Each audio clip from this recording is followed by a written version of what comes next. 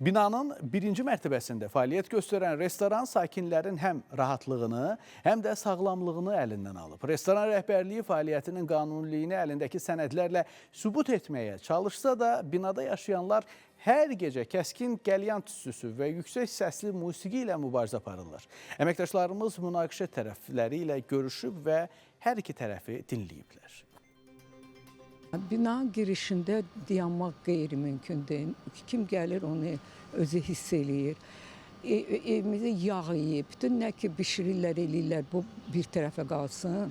Bir də qəlyanın iyindən dayanmaq olmur. Yasamal rayonu Mikayıl Müşfiq küçəsində 7 ildir fəaliyyət göstərən restorandan bina sakinləri şikayətçidirlər. Deyirlər ki, illərdir ki, restoranın gecə həyatı onlar üçün həll olunmaz problemə çevrilib. Saat 1-in yarısında qız deyir ki, 2-yə gəl. Mən 1-in yarısında da yatmıram ki, gözləyirəm ki, bu musiqi bitsin.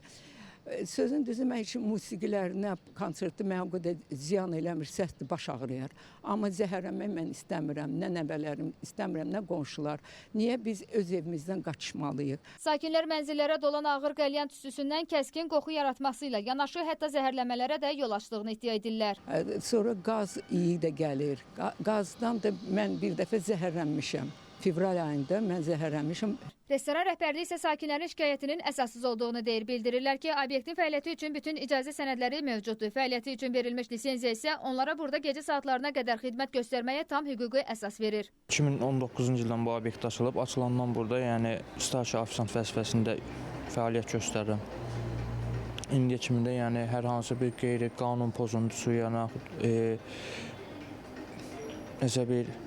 bir uyğunsuz bir hal aşkarlanmayıb burada. Yəni bizdə müştəri qəbulu 12-dən 1-dən sonra başlayır, hardasa axşam saat 2-yə qədər.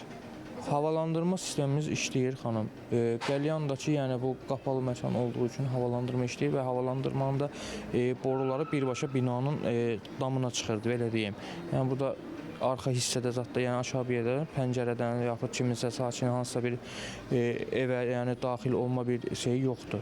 Şikayətçilər aidiyyəti qurumlardan onların narahatlığına səbəb olan obyektin fəaliyyətinin yoxlanılmasını, eyni zamanda ekoloji çirklənməyə qarşı ciddi tədbirlər görülməsini tələb edirlər. Daxili İşlər Nazirliyindən verilən məlumata görə qeyd olunan məsələ ilə bağlı ərazi üzrə polis bölməsinə heç bir şikayət daxil olmayıb. Yasamal rayonu İcra Hakimiyyətindən bildirildi ki, vətəndaş müraciət edəcəyi halda əraziyə baxış keçiriləcək. İlkay Nəvaqif qızı Bəkir Həşimov, Space xəbər.